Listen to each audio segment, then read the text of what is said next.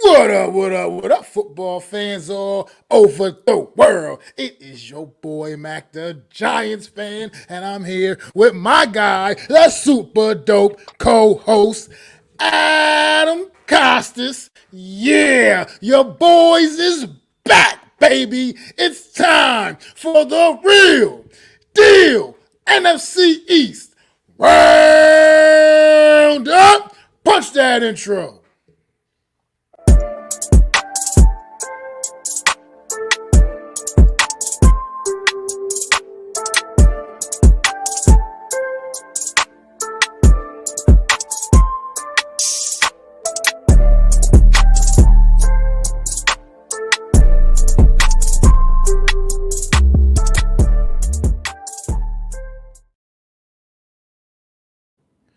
What is going on? What is going on out there, everybody? Thanks for tuning in to another edition of the Real Deal NFC East Roundup.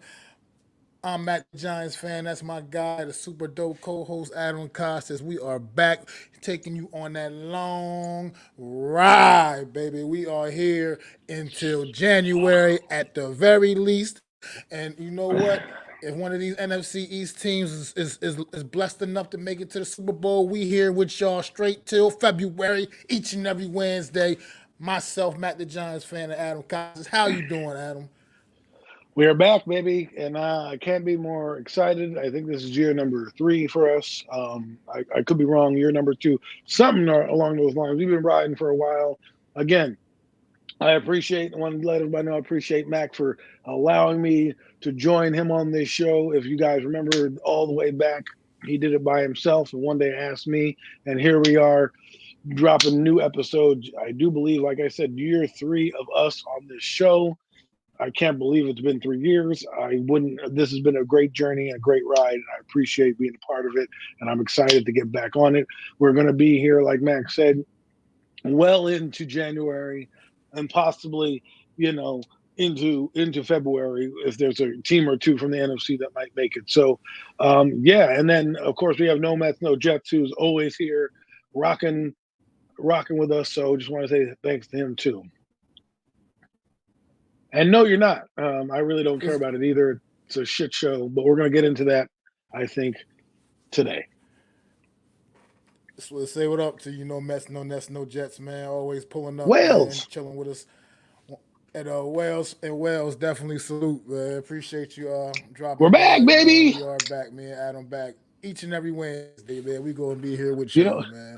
you know Talking what we about should that have NFC played? East football. We should have played the clip where Carl Banks What's is up? talking to Lawrence Taylor and he says, "We're back" when they're going to San Francisco. That's what we should do. We're going to incorporate that next year when we come back, folks. That's going to be part of the intro as well. We're back. I'm glad to be here with you guys. Excited to chop it up with Mac as always every Wednesday that we do this.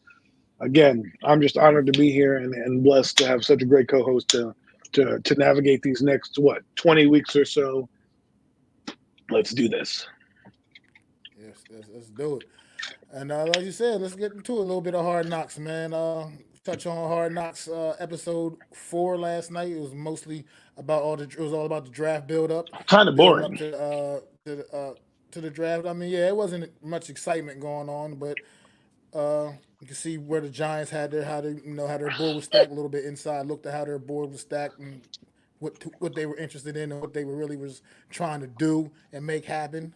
But how you feel about it last night, Adam? I know you got quite the Uh, opinion. What's going on, Miz? I just think our front office is acting like a joke. I mean, I like Hard Knocks, but this Hard Knocks has not really been great. Last week's episode was like paint drying, bro. We're like, oh god. And I will tell you this, Joe Shane. I want your son to be the GM of this team. I want your son to be the GM of this team. You know why, ladies and gentlemen? Let me tell you what Joe Shane's son said. He goes, "You should take a quarterback because you only got this job once." Sound advice from a teenager. A teenager. A teenager who goes to school every September and probably gets made fun of that his dad is the GM of one of the worst organizations in the league right now. And so, and the other thing that was telling about that episode is they clearly wanted to move on from Daniel Jones. Clearly wanted to move on. They didn't have the cojones to put it together. I think Joe Shea, you know what's funny is even John Mara explained to, I don't know if it was Brandon, I think it was Brandon He Brown in was the dropping room. the hints. He was dropping them. He was dropping those Right. hints to eat. He was dropping it to 20 years. No, 20 years ago. Yes, exactly. Exactly. People thought we. He was he was saying, Ernie, of course, he made it. And they played the clips in Hard Knocks saying, Ernie saying there, like, listen, you make a big trade, you do it. If you're wrong, you're wrong. But if you're right, you hit a home run. That's exactly what you do. And then Brandon Bean, fast forward to February, he goes, when they were talking about Josh Allen, he says, um, you take that chance because you only have this job once, and if they fire you, they're going to fire you anyways, regardless of what the result is. So, here we are, and I know that New England possibly never wanted to move. There's rumors that they wanted to. There's rumors that they didn't want to. But he's on the phone, and they say the only way we're moving off a quarterback is you give us a historic offer. Which, looking at the Drake May practice highlights, I probably would have made that fucking job because you know what? Joe Shea's son is right. Sometimes you only get one go at this. And we're here sitting here, and a lot of people are explaining to me, well, Joe Shea is going to be here next year. And if this team sucks next year, how does John Mara look Joe Shea in the face, who you just let Saquon Barkley go, you let this guy go, you brought in Brian Burns, you did all this stuff, and you end up winning, 7 games? That's the result that you get? And I'm supposed to then turn around and hand the keys to you again? So, again, we could be having the same conversation next year because, believe it or not, folks, I don't believe Daniel. We all know Daniel Jones not the answer here. He knows he's not the answer here. You could see it in the press conference. I could just feel it in his body language. He knows his time is coming. You can see it in the play calling at practice today. Daniel Jones is throwing little 5-yard dink and dunks, and they're having Drew Lock air it out down the field. I mean, I'm just telling you, if you can't see the writing on the wall, this is what's happening. Brian Dable's body language in the show completely tells you exactly how he feels. You have I don't know how old his daughter is, 7? A 7-year-old kind of telling you who to pick in the draft. I mean, I know they like Malik Neighbors, and he even says, Joe Shane, we could get a guy like that possibly later on in the draft. And what does he do? He goes for Malik Neighbors, who, by the way, I know Miz is going to love this. Malik Neighbors might be a problem when it comes to personality. He is Odell Beckham Jr. If you didn't like Odell Beckham Jr. and you had a sand in your ass every time he did something, well, guess what? That sand's coming back in the form of Malik Neighbors, okay? Listen, you're your quarterback, bro. You air it out. You air it out. Even the pass he did throw downfield didn't look strong enough. You can say whatever you want and defend him. Well, listening to him speak, Daniel Jones speak, listening to him speak, he says that everything's pretty much fine. He can do everything that they need him to do. So exactly. So don't give me this. That's the case, come on, bro. If that's the case, then maybe we have need to bigger see problems. more. I personally didn't really see the much of the clips today from practice yet. But at the end of the day, if he's out there ready to go, we need to see. We need to see more. Stop this. I'm giving you an analysis take of what I'm seeing on the field. Okay. That's what I'm giving you. I don't have to like the guy to tell you what I'm seeing at practice in the practice clips. The guy clearly missed a guy at a screen pass.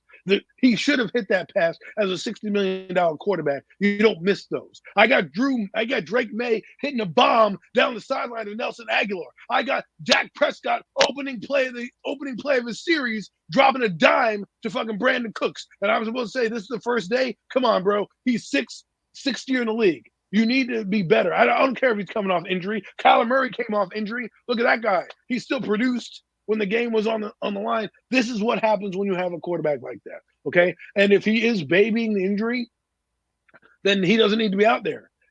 I need a guy to be out there. I was telling Mac just before, maybe if you want to make a case, Miz, if you want to really use that as your terminology, maybe the knee is not fully healthy because that is his plant leg and his torque leg. So if anybody knows how to throw a football, maybe I'll do a little Jimmy Johnson impression for you guys. Here, now you can see me. If you know, he's using his back leg to throw. So if his back leg is weak and he can't get that same torque to throw, well, then that's probably a problem. And That's what I saw. I saw him almost throw a murder ball to Malik Neighbors today, which probably would have got him killed in the game. But that's okay. It's the first day of practice, so he should be rusty. Come on, bro. He's year 6 in the league. He's year 3 in the system. I expect more out of this guy who's been there practicing all OTAs. It's not like they just started practicing today. He's been here all week. Anyways, go on, Mac. I know you have more thoughts on Hard Knocks. Oh no, I mean you pretty much you covered a lot. I mean it's just to me interesting just watching like you said when you go around the room asking the kids, They man, aren't why does everybody else understand that quarterback was kind of exactly. more the need to go with? You got to just roll the dice at this point, man. Clearly, like you said, Brian Dable. And you've seen it, like you said, throughout the series. Brian Dable, almost at the mention of Daniel Jones' name, is just like just not very interested in even going into much I mean, detail other look at the than meeting. okay, yeah, all right. I mean, like he just it's just like more like a shoulder shrug, like sure, okay, Yeah, that's what we're exactly, doing. exactly. I We're mean, gonna get a weapon so for neighbors, and where's the excitement? I mean, for Daniel, where's the excitement?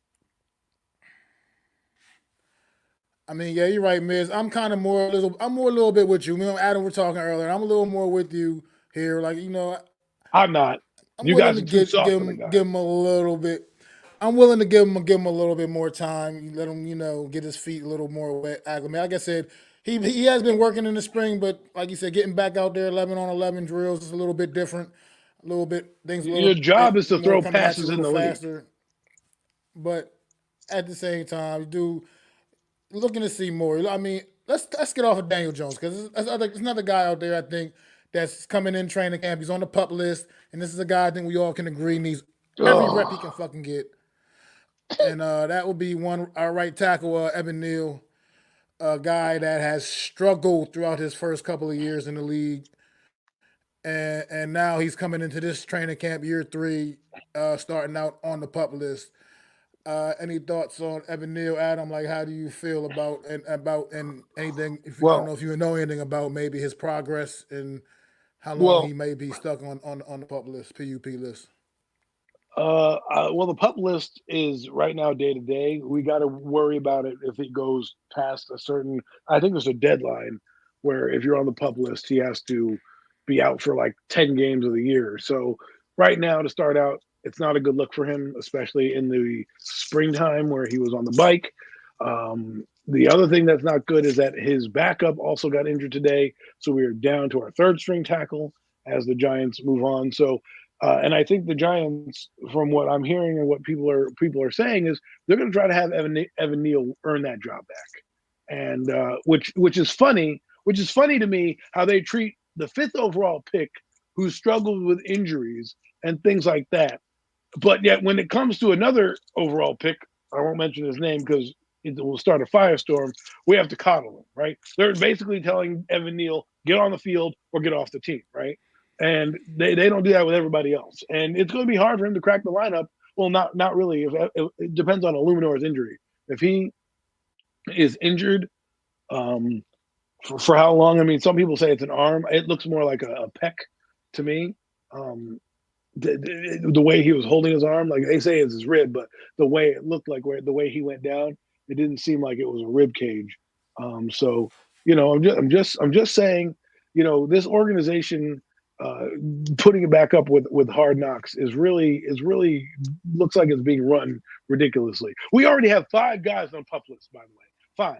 We have what would be our starting tight end, a safety, and a couple cornerbacks on like NI list, right? And here we are. And if you watch this team practice right now, it's kind of like it's just hard, man. It's really hard this offseason to get excited about things. And Evan Neal needs to be on the field. If he's not on the field, listen, you can say you can put him at guard or whatever you want. Fine, whatever. Do we really know he can play guard? Do we know can he play guard? We don't know. Um, and now you know No what? That clue. guy Rodden, his price just went up. His Rodden's price just went up. He knows now you're desperate to get guys in here. You just lost your right tackle. You got Josh Azudo. And here's what I'm talking about. You brought in all these guys, and now you're going to bring in more, and half these guys are going to be cut. It's going to be a log jam up there, and you're going to see a lot of what you saw today. where the defense was penetrating the offensive line because they're not in sync yet. When you have a right tackle that's rotating in and a guard that's moving on the left side, you're going to probably have some problems. So it's not going to be Belichick. It Yeah, better not it's be already Belichick. problematic. Yeah, I'm not really. Yeah, I already told you how I feel about the Belichick thing. I'm not feeling it. I don't. I think this team doesn't need. That's not what this team needs. I mean, not knocking the greatness of Bill Belichick, but you just come No, on, he'll man. We come got in. let the dinosaurs retire, man. Let them roll off into the sunset, man. At this Here's point, what I man, will he's say done about enough. this. Bill, he's Bill what's Belichick. that? Here's what I don't. Here's what my thing. I talked about this with somebody. I don't know about you, Mac, but this has been the first time in a long time where the Giants have been in the offseason conversation from January to training camp. There's been something, whether it's the Barkley thing, whether it's Hard Knocks, whether it's drafted flying all over the world to watch quarterbacks.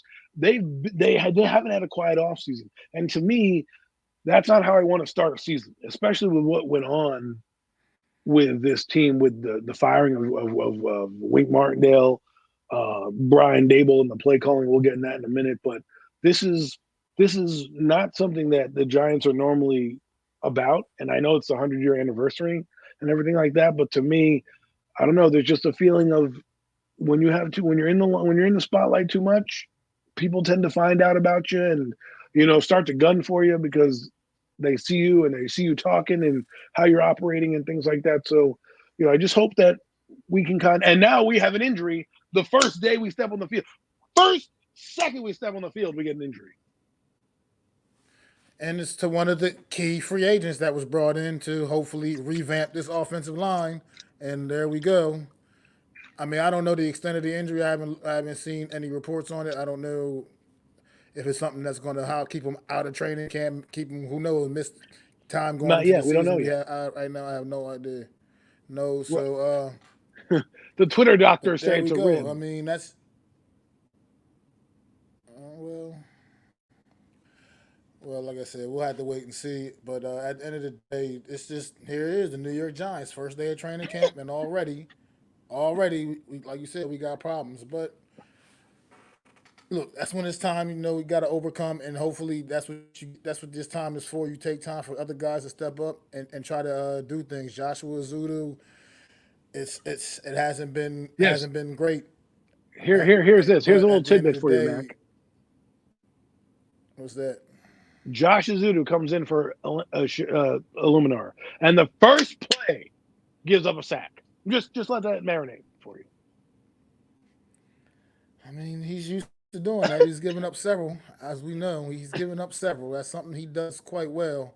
He's got to work. That's something he needs to definitely work on. I mean, right now these guys got to get the reps in though, because at the end of the day, that's who's here right now, and that's who he got to work with.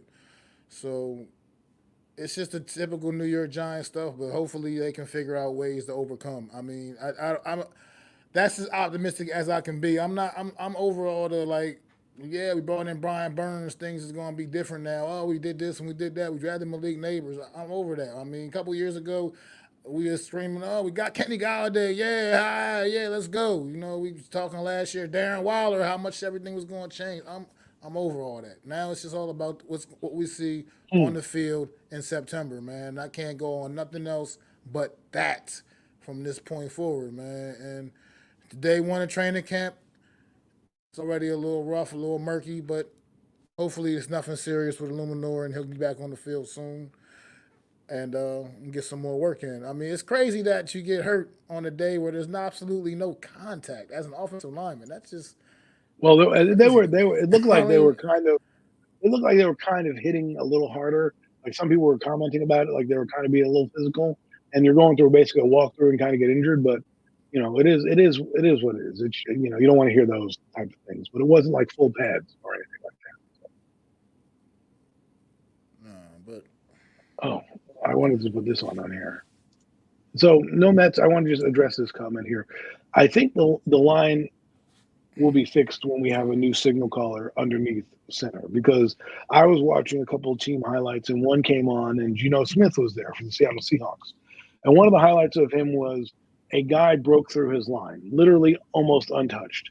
And he sidestepped the guy, he moved, he ran out of the pocket, and he made a play. And this is what we're talking about. We try to blame the O line for the problem, but sometimes the guy behind them has to be able to uplift them. The guy behind them in Barkley had a bad offensive line, yet uplifted them by making plays and not complaining. He did what he had to do, right? So sometimes we like to blame the offensive line for a lot of the issues, but sometimes it could be on the signal caller himself not knowing the protections, not sliding him, not being able to maneuver in the pocket to make it look better. Because Max played offensive line. You're not always going to block your guy. The guy on the other side gets paid to beat you. That's his job. So sometimes they're going to leak. Even the best of them done it. Go watch Anthony Munoz tape. Go watch Bruce Matthews tape. They're not always locked down against certain people, right? So you need to be able to maneuver in the pocket. The great ones know how to step up and feel it. There was a highlight I was watching of Eli Manning. Same thing. A Charger player came roaring in untouched. He sidestepped the Charger player who flew in the air and tried to sack him, and he went and threw a touchdown pass, right? So to Odell Beckham Jr. of all people. So the point is we can blame the O line for a lot of these things. And there was a play today where the O line is coming in and DJ throws a pass right to the defender because the first read was blocked. You can clearly see him hesitate on the first read, and then the second read, by then it's too late because the line's already collapsed on you. The guys get their hands up and you're throwing the ball and it gets tipped. So these are the type of decisions that come on. So we got to stop hanging on the O line. It's just it's got to be fixed because every quarterback is going to have. I was watching the playoff game today with the Lions and Rams, and Jared Goff and Matthew Stafford are getting sacked left and right. These guys have decent offensive lines because the guy's coming off untouched. The guy's coming off here. So it's a matter of being elevating when you can and making sure that you understand the down distance going on. So there's a few other observations I have, but we can keep moving on that end. I mean, let's flip the script a little bit. Go to the defensive side of football, man. This is a unit that I think is going to have some growing pains early part of the year, but I think they have some really good strong pieces in place on that side of the ball that they can really elevate as the season goes on and become. I'm putting it out there. I think this defense come by late in the season can be a legit top 10 defense in the league. I think they have that kind of potential. I know the Uh, young secondary is gonna that's it's gonna be tough with their young secondary, but I think we really that's got some bold. horses up front. I think we got some horses up front that can really lead the way though. I mean Brian Burns, Dexter Lawrence. If Kayvon Thibodeau takes yet another step, and then I think this also kind of benefits in Azeez Ojulari as well because if it can maybe give him an opportunity to potentially stay a little healthier, becoming more of just a rotational player as far as opposed to being out there necessarily being having to be the guy out there constantly, pretty much taking a lot of the reps. Come bringing in a fresh Azeez Ojulari. I mean, you just keep kind of hitting them with talented pass rushers, man. This New York Giants is kind of getting back to that bread and butter from back Well, in the let's good see old it play days when out they used to first. get to the quarterback and get after it. I mean, yeah, you got to see it play out, but at the end of the day, I mean, right now, this is what we're basing it off. I mean, these guys right now, what we got looking on paper and seeing what these guys and Because knowing what these guys are capable of, it's just got some potential there for me. the Go only ahead, pushback I'll Small. give you on this is that you're going from basically one of the worst defenses statistically to now try to get a top 10 is a quantum leap. So for me, they need to get up to like 15, 16, something like that. I think that's where they'll maybe end up because that's where the Titans were. Like I said, the Titans were middle of the road defensively in all categories -1, right? The one category being the red zone in terms of stopping people inside the red zone. So I think you're going to see a lot of that. That secondary is going to have trouble. That case point blank and period. It's just gonna have trouble. They're already getting beat by Malik Neighbors in motion and things like that. By Wando Robinson, they're getting beat here and there. So they're gonna get beat. And there's a ton of good receivers we play this year coming down the pike. So I'm not gonna just sit here and say I agree with you. The pass rush is gonna be ferocious. I think I wouldn't say the front seven is gonna be good. I think there's gonna be players in the front seven that are gonna stand out and hopefully stay healthy. Okereke is one. You mentioned McFadden on the phone. I would like to see his development. Dexter Lawrence is going to be good. And Brian Burns, you can pencil in probably to be a disruptor. Kayvon Thibodeau, will he take that next step? The one thing about Kayvon Thibodeau that I do find that he does is he disappears in games he'll disappear for weeks and he'll have 3 sacks against the Jets, and then he'll disappear for weeks and he'll have 2 sacks against Washington, and then again he'll have a sack here or a sack there. And what I really want is just consistency, and the offense has got to score a ton of points because I look at it like this. The same thing with like a team like I forget the team I was thinking about today who that I was talking in my head saying they had a weak defense. I was like, if they score a lot of points, it's not going to matter who's on defense. The Giants right now, they Big Blue in the Bronx, he was there. He could tell you that Daniel Jones's throw was a murder ball. But hey, What's up, anyways, Alex? my point is that the defense has got to do some things to show me that they're going to be able to hold up against the Dak Prescott's of the world. I think the secondary is where it's going to be our weakness. And I do believe our run game is going to give us some trouble as well. But pass rush, third and eights, we could put us. I think we're going to be a good team in that regard. But I'm not gonna be bold like Mac and say top 10 defense. I'll say they'll get to probably 15 when it's all said and done. But we forget that last year they were opportunistic. They made a lot of how should I put it? They made a lot of timely turnovers. But you can reserve your judgment. I'm not. It's not like It's not like Alex. He wasn't in practice at the OTAs and making throws like that. So we'll see. And then what's going to happen? He's going to be crisp the next practice, and everyone's going to be like, "Look, told you fucking losers. Daniel Jones is back." And then come. It won't matter until the Vikings game anyway. So we'll really find out come September. But I'm glad we're back talking football. I don't really have much more on the Giants outside of starting with injuries. It doesn't look that great with the offense. We'll see what the defense can do. And for me, the thing that scares me on the defense right now is the run game. I don't have any, they were terrible last year against the run. We play a lot of heavy run teams against us. The Vikings, Vikings, all things said and done, if they remain healthy, right? They're possibly they're a solid offensive line. So that means to me, you can't just bank on them gonna lie down for the Giants. They've played the Giants before. They're gonna have some idea and familiarity on some of the personnel there, and their line was pretty decent last year. So I wouldn't put it past them to try to be run heavy in this game. And since the run game has been one of the weak points, that's what I'm looking for far improvement this year, which may mean the sack numbers go down. So it's going to be one of those things where it's going to be an adjustment But period the first few weeks of the year. but that goes like we were talking on the phone earlier. You mentioned we were talking on the phone earlier, and brought up I brought up the name Michael McFadden. I think just watching this kid, something about his energy, what he brings to the table. I feel like he last year he definitely took a step last year from year one to year two, and if he can continue to elevate his game and evolve, I think that might be a factor in that run defense. He can become maybe a factor in that run defense and help shore that up and try to make that a little bit stiffer. I mean, look, right now I'm throwing up a bunch of ifs and hypotheticals and hopes and things I'm hoping for, but I think I saw enough positive play out of Michael McFadden a season ago that I feel comfortable thinking he's going to take yet another step forward and continue to be a better player. And I think he can truly turn some heads this season and surprise some people. I mean, next to Bobby Okereke, who I think most can agree is definitely one of the top middle linebackers in the league right now, holding it down. I mean, I just think that they're good. They're a good pairing together. As long as like you mentioned, you don't screw things up and try to overthink things and get cute with like a player like Isaiah Simmons. I think this defense has some serious potential. I just really do. I think there's some talent on this defense that's getting a little bit slept. That's not saying I don't want to say completely slept on, but a little bit people don't quite know exactly their full capabilities, and I think it's going to be some guys surprising us.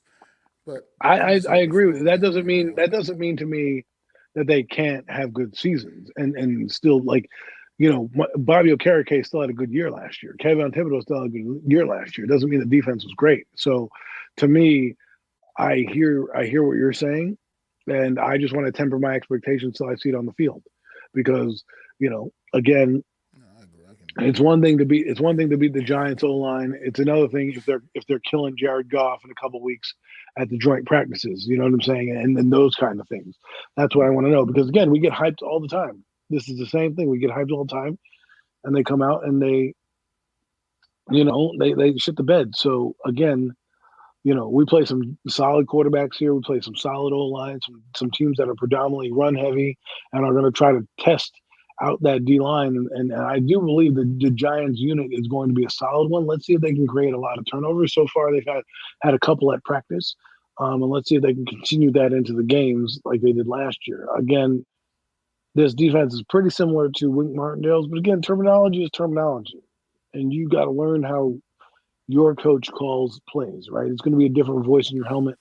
It's going to be a different way of looking at things, and you're going to have to buy into the system. And hopefully, they don't get too far behind. So, the one thing I will say is I don't need Isaiah Simmons as an every down player, and I hope he doesn't take too many reps away from Micah McFadden because I do believe McFadden deserves to be on the field after last year. Isaiah Simmons is less of the tackler that McFadden is. He's more, to me, a blitzer. That's essentially what to me his role is going to be. I know they say he can cover people out of the backfield, but there's a reason why he didn't have he's called a positionless player because he plays a lot of roles. So right now they had him in the DB room. I don't necessarily know if I like that right now, but we'll see how it all fits together. And again, I'm not going to get too. I'll be honest with you, 100% transparency. I'm not really that excited about the Giants this year. I'm excited for football. I'm going to see what the Giants did, but we'll see what happens in the game. Maybe they'll change my mind. Maybe at the end of the year, I'm sitting there, hanging on like with dear life, saying, "Oh my God, we're going to make the playoffs." You know what I mean? Or maybe not. Right? So we'll see what happens. Again, you got a lot to prove this year, and we'll see how they do. So. What is going on, El Capitan? What's up, Ralph? Yeah, thanks for El stopping in, bro. Capitan. Appreciate it, man. But yeah, let's move on. Let's move on. Let's go to Oxnard, California, where those Dallas Cowboys Oh go my out there out to the Lord. West Coast and get their practice on. They went out there and they was a little light. They was a little light. They was missing that top receiver, that top wide receiver, that top guy in that receiver room. CD Lamb was he was a no go at Cowboys training camp. Man, did not make the trip with the team. Definitely holding out right now because he wants to get paid, and like one of the top receivers that he is. And right about now, I mean, Michael Gallup also retired from the Dallas Cowboys, and they Well, the really Raiders. He's got on the some Raiders. question marks. I mean the Raiders. I mean that's what I mean. Yeah, but either way, he retired. But but they were making a big thing about it at Cowboys camp. That's why I don't know. But and then their running back situation, Ezekiel Elliott coming back, but he's not the same guy he was. So they still have some Do they question need him to marks be the same in guy? that regard as well. I mean, he I doesn't mean, they need necessarily need to be the same takeover. guy, but just a little bit of questions for the Dallas Cowboys coming in. I mean, a little bit, always like the Cowboys, a little bit of drama. Jerry Jones keeping things, keeping everybody guessing. The CD Lamb thing will it hang over their heads throughout the whole entire training camp? Will they get anything done before the season? Will CD Lamb hold out going into the season? Is it? I mean, there's a lot of questions. Michael Parsons is already chirping about a little bit more money too. So you know, wouldn't be the Dallas Cowboys without a little bit of drama, man. A little bit going on, man. Did you hearing anything out of Dallas, about these Cowboys? Well, we talk about drama with the Cowboys. With the first play of the game, they open up and rip a 40-yard bomb to Brandon Cooks on the opening play. So they're basically Exactly. showing you. They're basically showing you. Um, they're basically showing you that they're not worried about not having CD Lamb. Now they need CD Lamb. I'm not saying Brandon Cooks is anything as CD Lamb, but what it shows me is they're going to go and they're going to still run their offense with the personnel they got. And Micah Parsons and CD Lamb, they're going to work that stuff out. This team needs those players, all three players: Dak Prescott, C.D. Lamb, and Micah Parsons. Now, the thing about C.D. Lamb that he's still under contract technically, right? He just wants to redo. It's not like Yeah, his contract is coming up. So same with he's on Parsons, his fifth year option. right? Dak Prescott, on the other hand, is a guy who's playing for nothing. Like he has to play for a new contract. So it's interesting to see that he's out there still slinging the rock.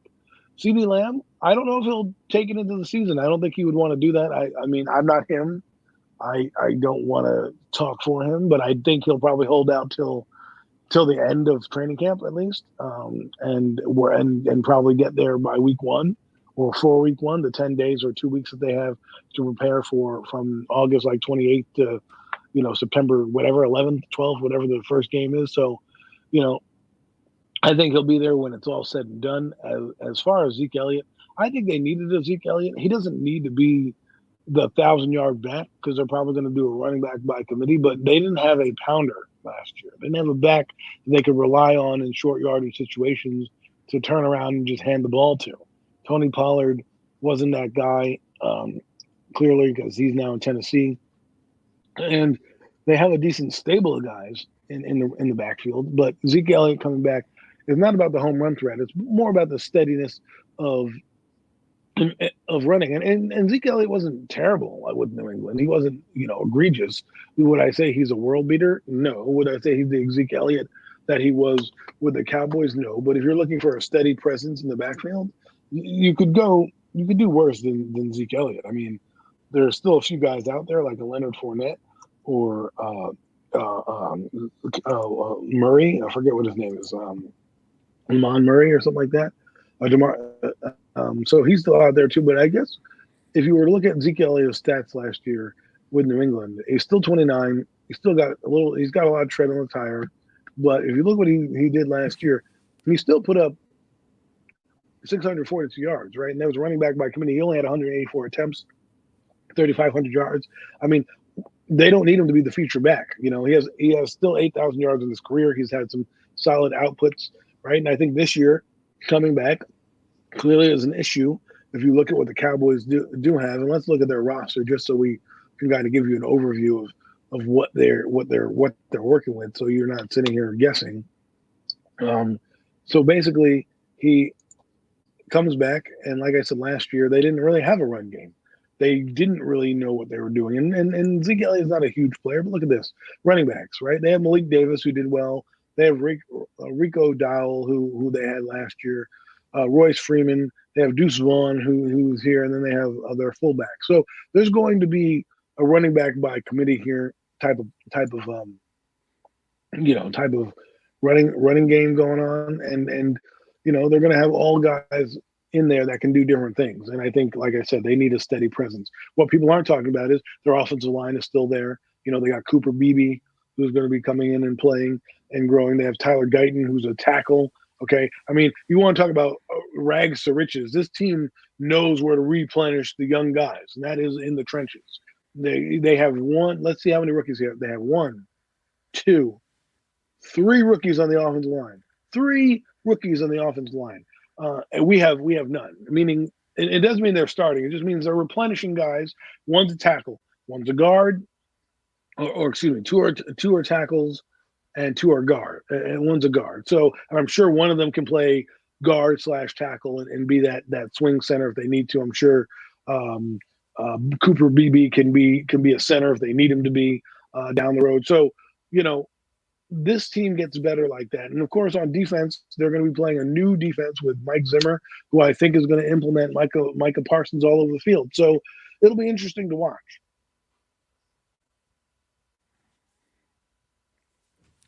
You see, like I said, right now, not too much going on. I mean, obviously, first day of camp, just the Cowboys, whatever. Just right now, all we really know, the big news of the day was the CD Lamb thing.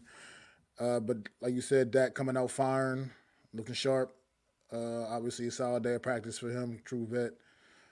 But we really don't got much more on the Cowboys, to be honest, this week. I mean, we just kind of here chopping it up. This is like I said, first day of training camp.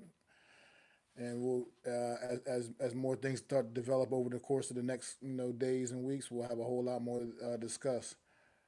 But right now, so far, looking like Cowboys off to you know get their 2024 campaign off and running. Everybody will be talking about how the Cowboys is going to do this and how the Cowboys is going to do that because that's what everybody talks about every year. What the Cowboys is going to do, and then the Cowboys never do what people think they're going to do.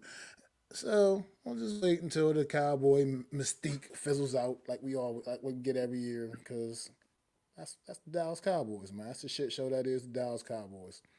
But we should expect some good things from this football team. Like Adam said, the offensive line is still intact and it's got them trenches intact. You can go a long way, man. It starts up front, most definitely, and the Cowboys definitely do know how to keep that offensive line very relevant, and they know how to protect their quarterback, keep them upright. So we'll see. But what's going on, G man? 2011. Appreciate you stopping in, man. Yes, indeedy, man. We was talking more of the Giants at the top of the show. We've been kind of moving around to the other teams in the division right now, but we was appreciate you stopping in. Ron P, thanks for stopping in, man. How the hell did I get in here? Honestly, I don't know. Oh, welcome, welcome. It's like you a Jets fan. Welcome anyway, man. Thanks, brother. Appreciate you. Well, we're talking NFC East, But so sit back, relax, get your popcorn, and enjoy some of this on this side. The Giants are all on the back pages, not the absolutely, Jets. absolutely. But you got any more thoughts on the Cowboys? We can just You know, move not along really over too there. much. I just think we've got to. Everyone wants to take things. I know people want to take things with a grain of salt in preseason, but it does matter to me when I see teams like the Cowboys, teams like across the league dropping dimes and throwing the ball downfield and uncorking passes. It means something. Training camp means something to build. These teams come out and look like they're in midseason form already, and we're coming out and you know um, putting musical chairs out there, it means something to me. So I'm not getting into the hype. I'm not going to try to overanalyze things, but I can see certain things, and the things that I see sometimes concern me, and I'm going to bring them up here. They may not be the same with other people, but I'm just being honest. And I think right now the Cowboys we're showing you on the first play and showing the world like, look, we're still going to be the Cowboys. We're still going to try to run our offense while CD Lamb is not here and get our work in, and those business decisions will handle themselves. So, I doubt that you won't see CD. I doubt you'll see CD Lamb in the preseason, but I doubt he will be on another team come September. So Well, I mean, all right, I get it, and I hear you, Adam. I do hear you, and it is. You like to see your team looking sharp in practice at least, because right now, shorts and jerseys, whatever, no contact really at all. These first couple of days of practice, you like to see your team looking sharp, and it's tough to see them, But like I said, I know how you feel, 100%, and I'll just be a little. I'll be a little, a little nicer. I'll be a little softer, so to speak, and just get a guy a little bit of a chance to get his feet a little more, get his feet wet again, and get used to being out there with the guys in a more. And we'll hope to he's see. got We'll you. He's got you hooked we'll just hope again. to see. He got you hooked We'll again. just hope to see. Look, it's the season is upon us, man. Right now, and he's what we Not be got, man. excited. Brian Go Dable ahead. Be said excited. he's going to be taking. Brian Dable said he's taking all the first team reps.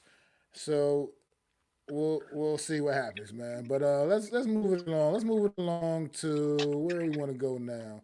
Let's go to Washington. Talk a quick little, spend a little minute talking about the Washington Commanders, man. The Mike Quinn Commanders.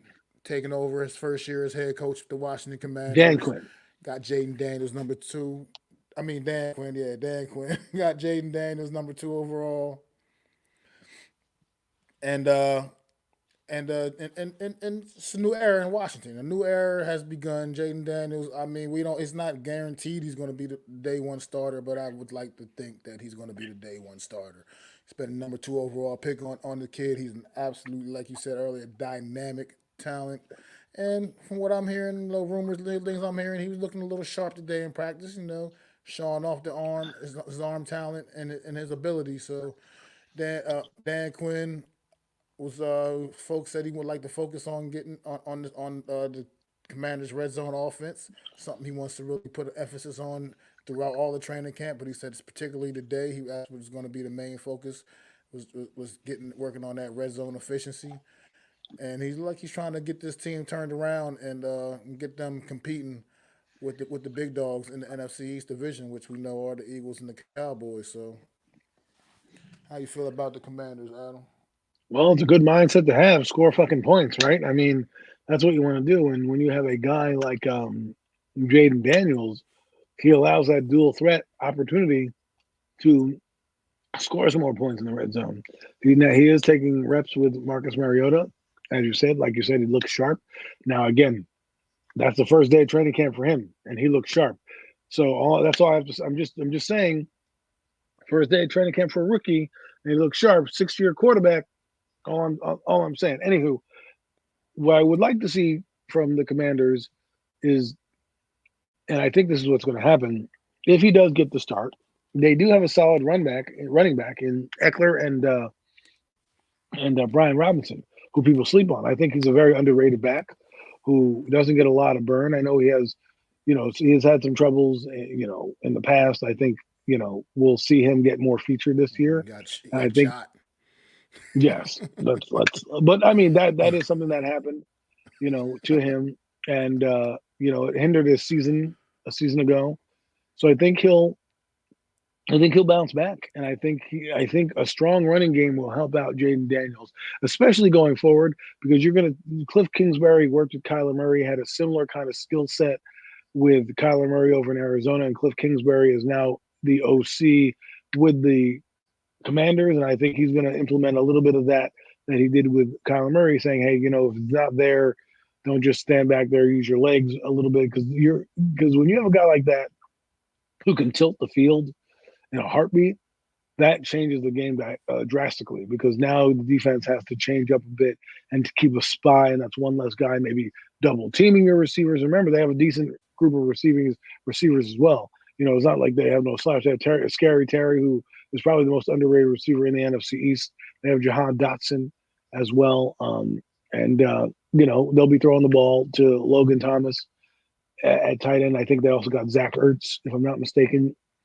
So they have a And don't couple forget they've guys, added Austin Eckler in the backfield. So Austin right? Eckler is also a guy that can do some Good damage pass out of the catcher. backfield in the passing So game. for a young quarterback who's trying to get his sea legs, these are the type of things you want to see, right? If anything, I know the Cowboys are hard to compare, but if you were to go back to 2016 and watch what the Cowboys did to help Dak Prescott, they ran the football a lot. And I think that's what they're going to try to do here in Washington, try to establish the O line and give the kind of what the Eagles do.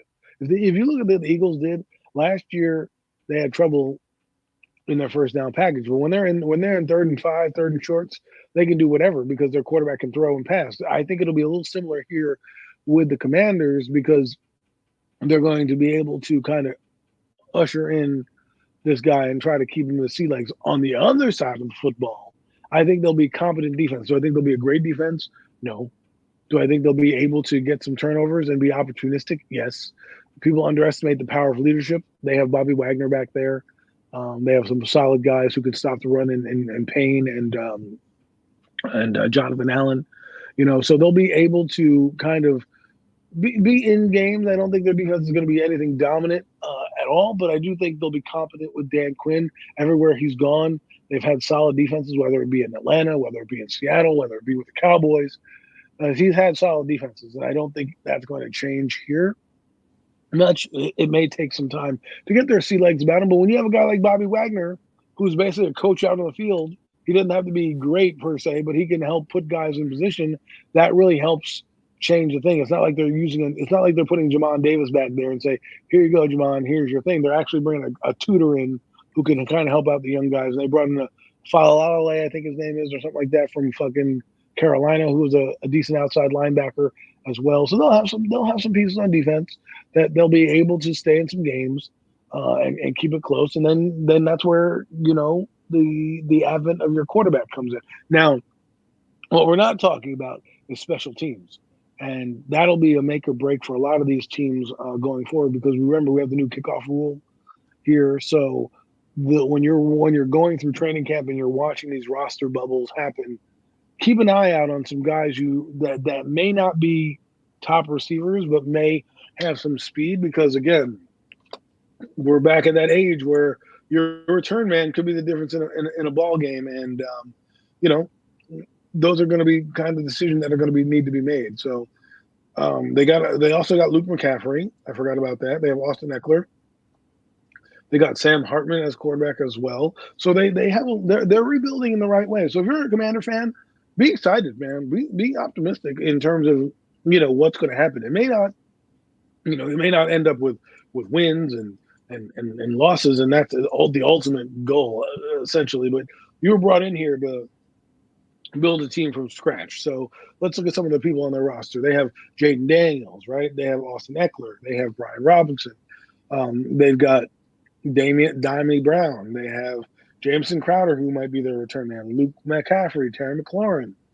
You know, they still have Jahan Dotson as well. So, and then they on the tight end side, they got, like I said, they brought Amari. They have Amari Rogers. They got Ben Sinnott, who I like. They have Zach Ertz, and not to mention, I think they don't have Logan Thomas anymore. I think he looks like he left or is not on the team anymore. But so they'll have some players there, and then like we said, defensively, they're getting some guys here. They have Jeremy Chin, who's not bad. Emmanuel Forbes was there last year.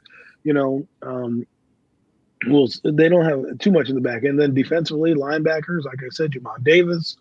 They have there's name Frank Louvu. He came from not only the Jets, but also I think he played with I do believe he played for Carolina last year, if I'm not mistaken. Yes. So he's a linebacker that goes sideline to sideline. So that'll help them out.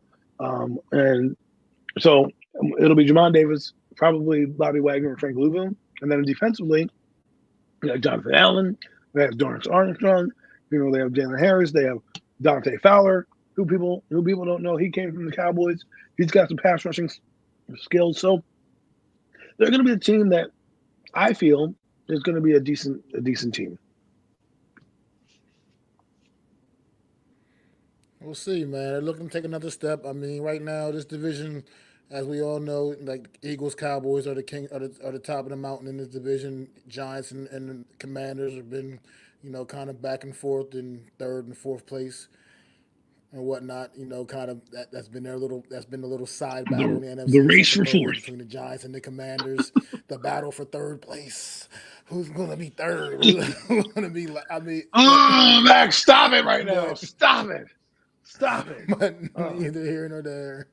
This is a young team, like you said, that looks like they're definitely headed in the right direction. I think ever since once they got rid of Dan Snyder, yes. things were going to continue to was going to start to look up for this football team potentially, and it's looking up. They've done some good things on paper, at least. We'll see. I always try to see how things translate on the field, but they appear to be a team headed in potentially in the right direction, and a team that could turn some heads and surprise some people. And I wouldn't be shocked. Don't be shocked to see the Commanders potentially battling for even potentially a playoff spot this year in the NFC. Don't I Wow, wouldn't that's I wouldn't another be bold totally prediction. shocked by that. Mac has two It is. bold predictions It in the is. NFC, one resulting, and they all for the third and fourth place teams, mind you. He had the Giants defense being top 10 and the Commanders fighting for a playoff spot. Wow.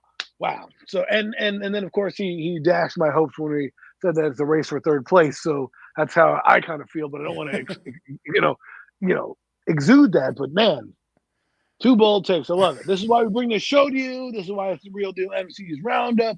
This is why we love this shit right here. That's it. That's it. I mean, one more team. We got one more team. One more place to go. I guess talk a little bit of Eagles, man. We can't have the Real Deal NFC's Roundup without talking a little bit about them Philadelphia Eagles. A new day for the Eagles too. Saquon Barkley suiting up with the Philadelphia The Eagles out enemy, there, getting all his you bitter practice people. on. The guy we all love to hate now. A lot of people love to hate now. Saquon Barkley. Oh the my God. infamous Saquon Barkley.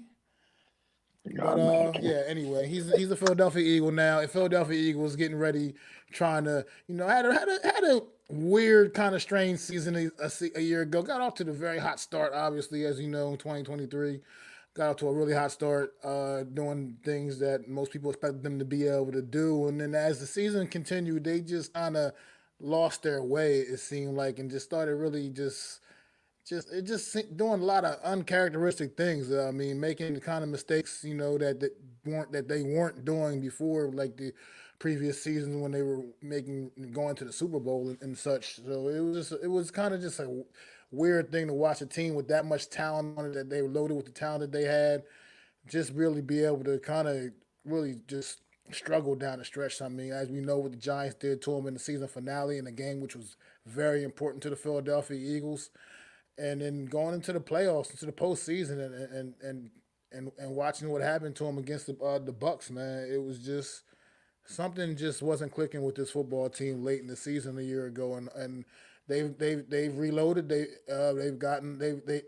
corrected some mistakes, going back getting re-signing the safety Gardner Johnson, a guy that they should never left get out of the building in the first place. Bringing in, like I said, Saquon Barkley. I mean, once again, Howie Roseman doing some good things in the offseason, making some great acquisitions, and just adding to what is already which was already a loaded football team. Take it, they had a big hit with Jason Kelsey retiring, but this football team has done a great job, like we said about the Cowboys, keeping that depth on the offensive line, and just always seeming to be ready. The next guy up always seems just seeming to be ready. So if Jordan Mailata can come back to form and be the player that he was a couple of years ago, and Trent the other guy, I can't trying to remember his name right now, forgetting his name, the right tackle. But Oh, anyway, I mean, this Philadelphia Eagle Lance team looks. Johnson. Not Lance Johnson. Yeah. Yeah, Lane Johnson, Think- Lane Johnson, Yeah. that Yeah. guy, yeah, Lane Johnson, and and so this team looks like they're once again ready to go, man. I mean, as much as I hate to say it, they seem to be a team that does things the right way, man. I mean, all across the board, they do it right in the front office. They're doing it right on the field. I hate giving this team, showing this team the love, but I mean, I got to be truthful, man. This is what you strive for. I mean, yes, they haven't gotten over the hump with the titles necessarily. I mean, they got the one back in 2018, but they haven't seemed to recapture that again yet. But this team is always constantly in the mix, man, and they're always a factor when it comes down to it in the NFC, man. So, Adam, what you got, man, on this damn Eagles, on these Eagles, man? Well, like you said, a lot of good things there, and teams like this somehow find a way to keep being strong, right? Every year we talk about, oh, this team's going to fail, this team's going to fail. I think last year was a combination of many things. I think they blew their wad against Kansas City in that game, and that they played their hearts out, and I think that's their peak of their season. And it kind of after that kind of went downhill a little bit, and then they kind of got stagnant towards the end of the year.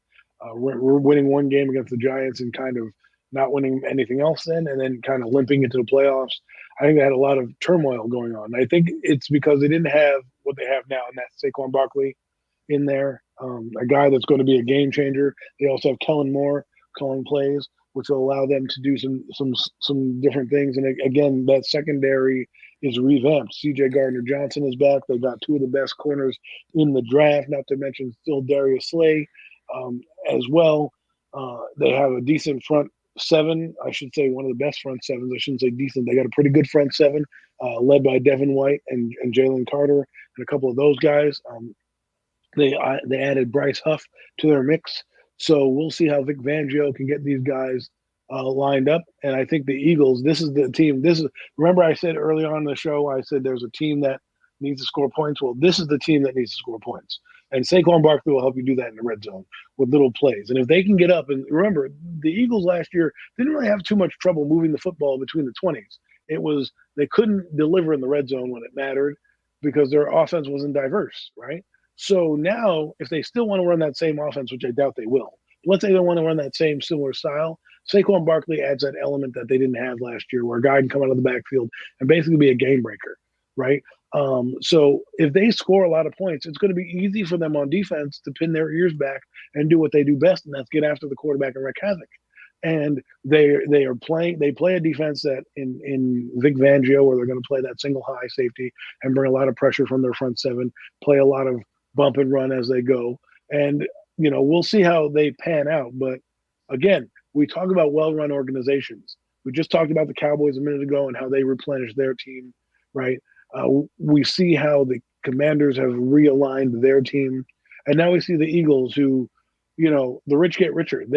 Our team decides not to pay a running back because he's over the price value that they want, and they said, you know what, you're lost. We're going to take him and try to have this window that we have right now with all these good players to try to win a Super Bowl, right? That's what they're trying to go for. And Saquon Barkley makes you flirt with that, right? He allows you to flirt with the greatness that is on your team. So for me, as much as we want to talk about it, this seems to be the Eagles' MO every year. They've had one bad season in the last, what, 6 or 7, 8 years. The one time they didn't make the playoffs in 2020, right? Every year outside of 2016, they were in the playoff. 2017, they went to the Super Bowl. 2018, they were still in the playoffs. 2019, they were in the playoffs. They fell off in 2020.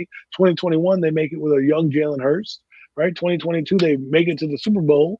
And then last year, they faltered down the stretch, but they still were in the playoffs. So that's what winning organizations do, and they resell and they retool and they kind of keep things together and make some changes here and there. Now Nick Sirianni has a big bullseye on his back. If they do what they did last year, let's say they win 11 games, but look lethargic down the stretch or something like that. Now you're going to see a guy like maybe a Mike Vrabel come in there, or even a Bill Belichick of some type. That's where the heat's going to go on, and that's where a guy like Vrabel or Belichick might want to go because, hey, look, I have a quarterback, I have a winning team, I have a solid offensive line. I don't need to do much to win here with the Eagles, as opposed to maybe a team like the Giants, who might have more questions than answers when it all comes said and done. So for me, the Eagles, I think, and I want to get your thoughts on this, Mac, who you think is going to be the cream of the crop for the NFC East in terms of winning it, because it's always a good game to play and see who's going to win. We already talked about the battle for third place. Right now, we're talking about the battle for first and second place. And I think one of these two teams, whether it's the Cowboys or the Eagles, will also be fighting for a playoff spot down the stretch. Whether or not they make it, Saquon, ESPN and Saquon, I didn't know the GM conversation was recorded. So, that doesn't really matter. The GM didn't want him anyways, but Howie Roseman did. So it would have been nice to see Hard Knocks in the Eagles territory and kind of seeing like that. So who knows, man? There's a lot of bad blood that's going on. Why do they agree to this version of Hard Knocks? We'll get to that in a minute. But I think the Eagles, are going to have, I said it the other day in a space, there's going to be 2 games in their calendar that they're going to want to win more than anything. And that's the 2 games against the New York. So they could go, 2-14 or 2-15 as long as they get those 2 wins against New York, because that's basically how they're looking at it. And that's how this rivalry is going to be set up. And we hope that the Giants aren't limping to play them. We hope that they have some type of backbone to get there. But if they're not, I can see the Eagles, looking at this game as one of those games to kind of keep pace, because you got to think of it like this. They open up in Green Bay, and they have a tough schedule as well. The entire NFC East does. But for the Eagles, they need this game. They need the games against the Giants and teams like that to kind of win and stay relevant. So I think they're going to be a good team. Oh, he's going to play like he wants the Giants. Yeah. Trust me, Saquon Barkley, if he doesn't have like close to 200 yards combined in terms of like rushing or receiving, that team is going to be through the roof geeked. I mean, I don't remember what. I think we go there week. I think do we go there in the last game of the year, or do they come here? I want to check it out because I think we play them in New York. Okay. Okay, I think that might be in New York, the last game. So hypothetically speaking, we may not have him. He may not play that game depending on where they are in terms of stakes. So they may not give him that. But He's gonna. You're right. He probably is gonna want to play, but let's be honest.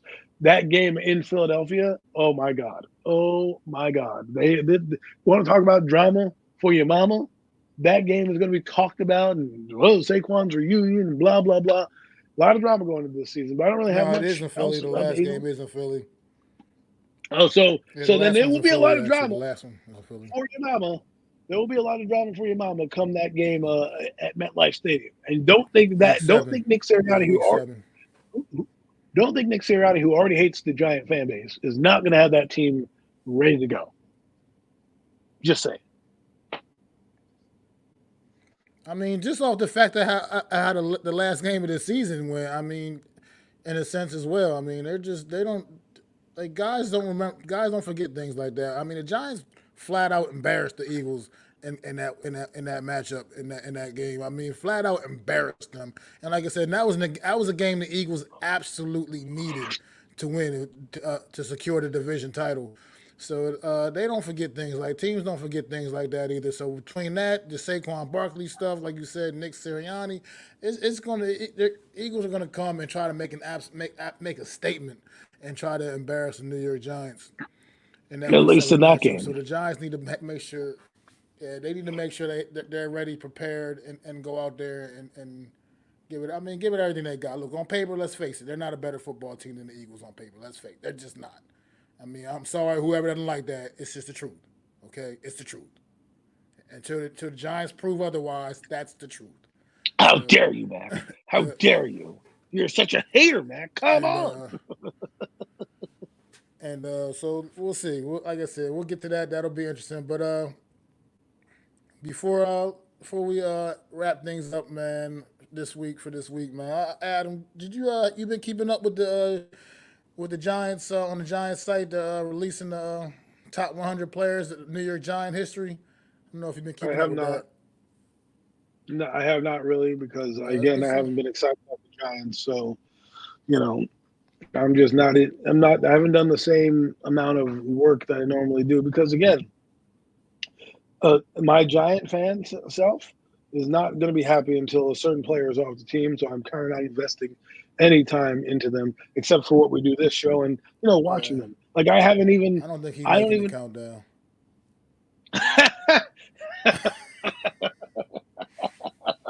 If he makes the countdown, oh my god, I can't believe. I mean, Barkley He's making not. it It's not cool. possible for him to make the countdown. Barkley did make it. Barkley was like number 95 or something like that. He was on the first Have episode they when hit Andrew they Thomas and released the Dexter first Lawrence yet? 10. They haven't said Andrew Thomas's name yet, but I'm not. I mean, I think he. I don't think. I think he wouldn't. I don't quite think he'll be on here either. I don't think seen quite enough yet for him to make this list. It's been some It's funny impressive because names, man, so far along the way. They're down to I think they're down to 70 right now. I well, the think top one should something. I think be something. number one should be Lawrence Taylor. Well, we I know mean, that if he's not he's number going to be one, number one. if he's I think not number one, then everybody's. what's the point? That's. I think we can all. I think everybody knows Lawrence Taylor's going to be number one. But maybe Eli Manning might be, but That's he'll be in the also a top 10. fact. Don't mess about the Eagles, man. The Eagles are just that team when it comes to against the Giants. I don't know what it is, but you're right. Even when we're a better team on paper against, we still find a way to lose to that team Yeah, a lot of the man. times. I was a fan in the mid Nah, Lawrence, '90s. I think Eli will be in the top. I want to 10, say top. top 10. I don't know, top 10 for sure. He'll be in top 10 for sure, but I He's don't not know if gonna they'll be get number him in the one though, top five. Max. I'm not sure if he'll get into the top five, but Lawrence Taylor's gonna be number one. I figure like your top 10 is gonna have guys like Strahan, Lawrence Taylor, Strahan, obviously number one. Eli will be in the top 10. maybe Oh Amani, man, and maybe it's Amani like it's Toomer, maybe Amani maybe. I Toomer. mean, he's the leading receiver in all time. Phil Simms will Uh, probably you, be up there. Maybe Harry Carson. Gary Carson will What do you probably think be in about the top 10 for what sure. about Andy Robustelli? You think he'll be in the top 10? I think he has to be in the top 10. Robustelli has to be there. I think I think I agree with that. I think you're right. He has to be top 10. I mean, It's without Andy Robustelli, you don't have a team. I mean, Wyatt Tittle probably in the top 10. Probably. I mean, Uh, I don't know. He is a legend. maybe. No, you don't think so? What about Tiki Barber? Where do you think he's going to fall?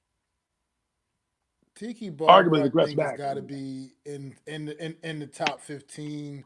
No, I think he's got to be in that top 15 range. I think maybe, and he may even possibly find his way in the top 10. Honestly, just because he can, however you feel about Tiki Barber, he's definitely not only just statistically but overall. I mean, he's been pretty much. I mean, the cream of the crop at running back for in this organization. No matter how you feel about him, I mean, the way his career ended was a little tumultuous, you know. But Right. at the end of the day, you got to put that stuff aside when you're doing things like this. And I think that I can't imagine him being anything lower than top 15. To I be got a honest, couple with other Tiki guys for you Barber, that but that I wanted your take on. That one is Jesse who you Armstead. got? Where do you think he fits? I know he might not be top 10, but Jesse Armstead is good. Jesse Armstead. I think we could find Jesse Armstead somewhere floating around in the I'd say 30s or 40s for Jesse Armstead. To Yeah. be honest, there's a lot of great New York Giants in history, man. Yeah, you got it was a lot of great.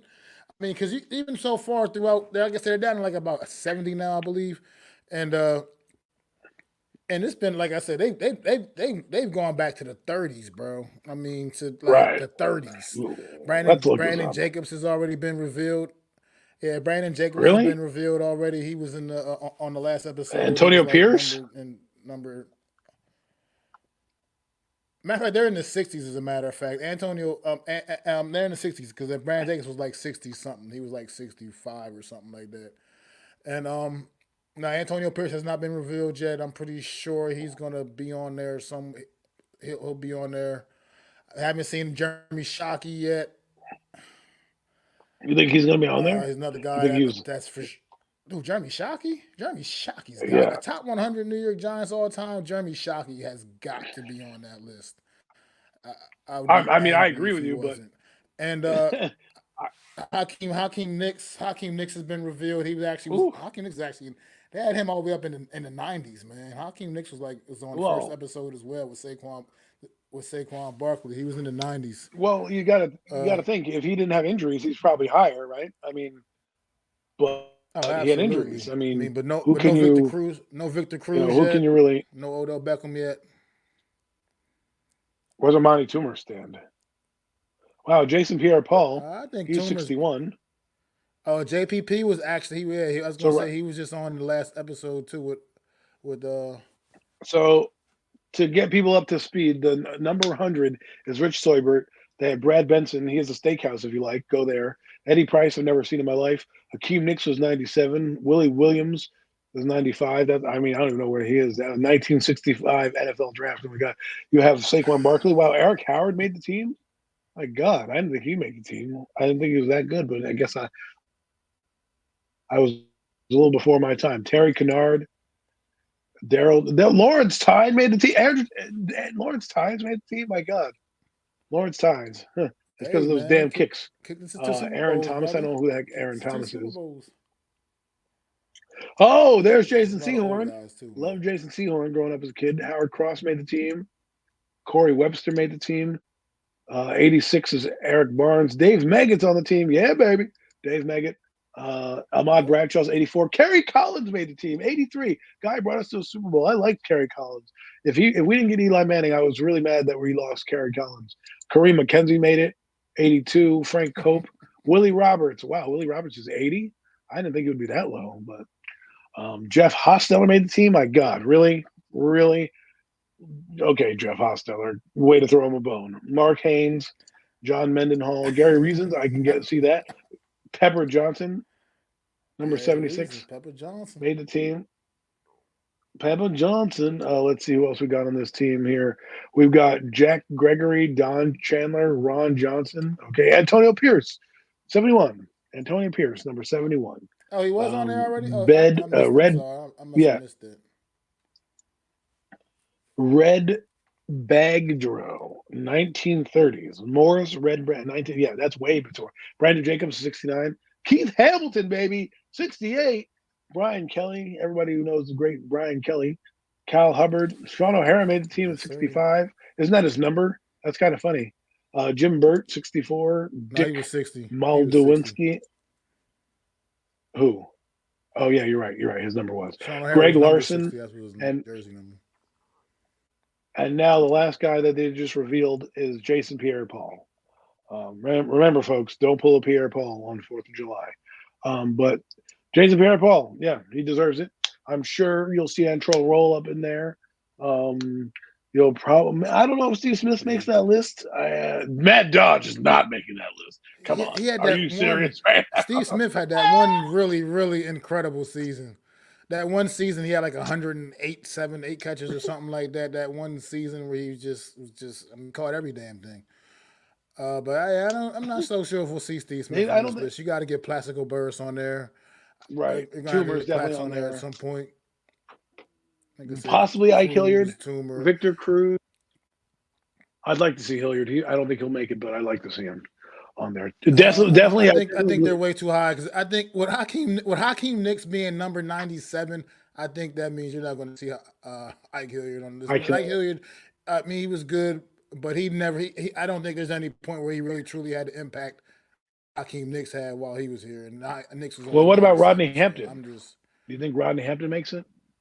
Oh, I think I mean, Rodney he was the all-time. Hampton's got to be here at some point. I mean, he retired as the all-time leading rusher in New York Giant history at the time he retired. So, and I think just the impact Rodney Hampton with me, I'll never ever forget his first carry in the NFL. It was a preseason game, but it's still his very first touch in the NFL. This guy takes it like 70 something yards to the house, man. You know, I'll always remember that about Rodney You know who Hampton, did man. that That too? even like I said, even though it was in a preseason game, it was just crazy. At the first time he was a first round draft pick, and the first time we get to see him touch the football, he takes it it was like 70 something yards to the house, and it was just it's a great memory of Rodney Hampton for me. I'll always Barkley never did forget. that too. Barkley did that too against the Browns. Because I remember in the game, they gave him the rock the first time. He ran 68 yards down the sidelines. And Bob Pop was like, that's why you draft that guy second overall. So, some parallel there. There's so many guys. I didn't, a lot of the Super Bowl guys made it. I'm sure the defensive player is going to be there. I wonder if Kenny Phillips will make it. I'm not sure he I will, mean, but I liked him.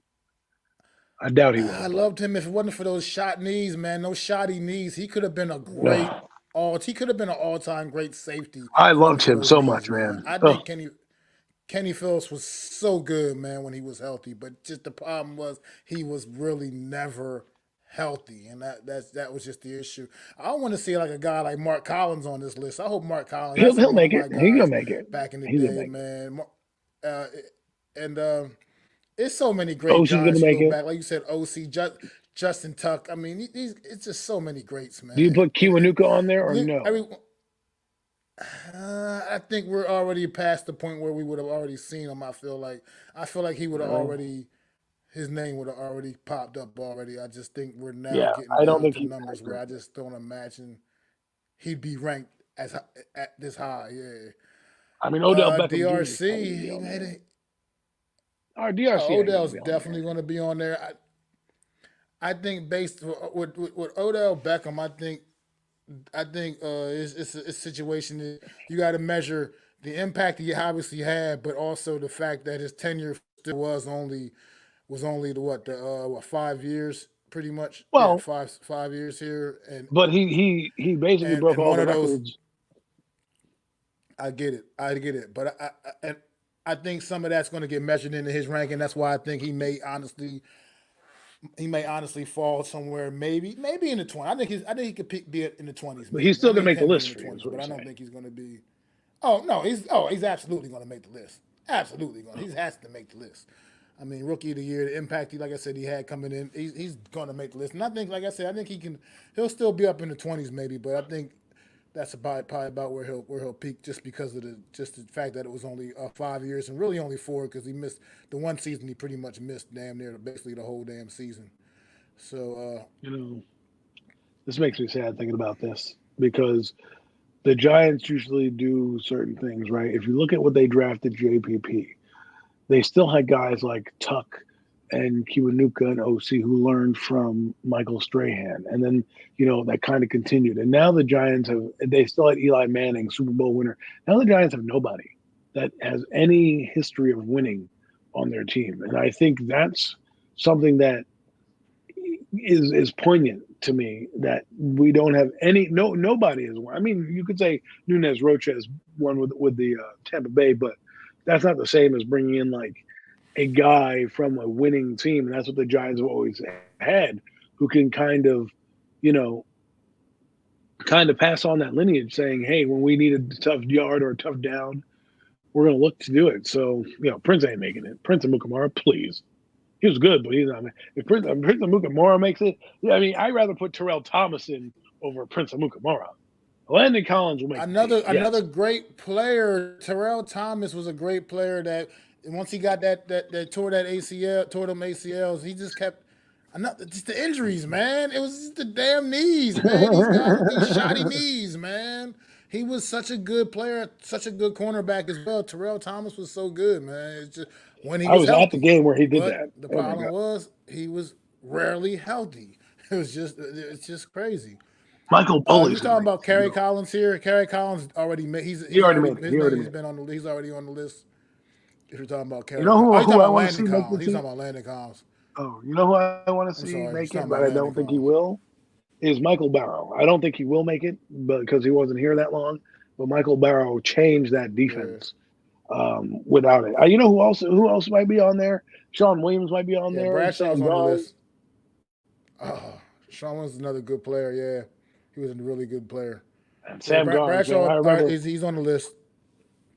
I remember Sam Garnes' first interception, Sam Garnes. 1990 August 31st, against the Eagles, takes one back 95 yards to the house on an interception from Donovan McNabb.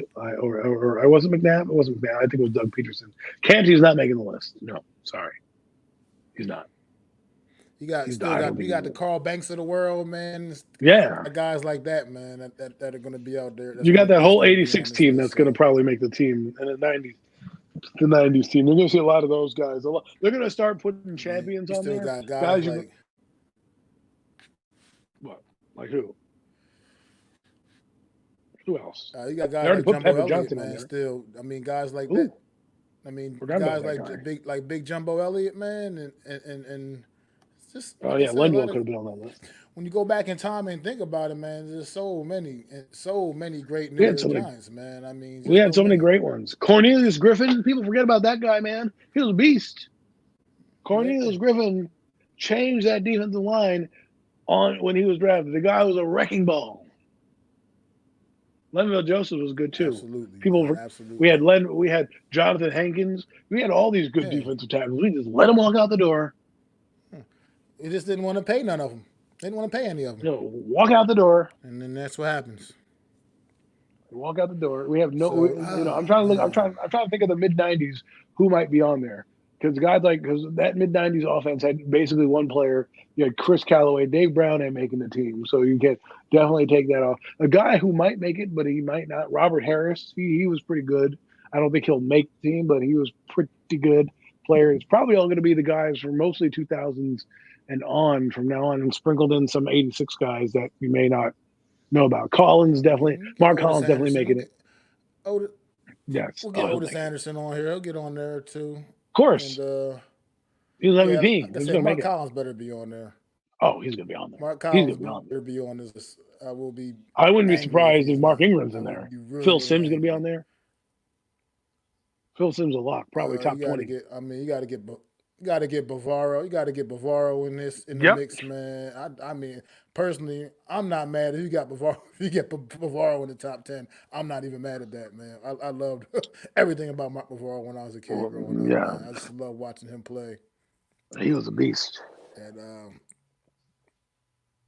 damn, yeah, it's like this is. That's why I've been watching it because it's cool because every week, when they do it, when they drop like a new group of The 10, they names. always have like some like two of the people on the panel, like or two of the people on the panel, or like two of the people that are on the countdown. Yeah. On the last episode, it was Brandon Jacobson, who the hell, and and Gary Reasons. I think it was Gary Reasons. Brian Jacobs and Gary Reasons were on the were part of the panel on the last when they dropped the last 10.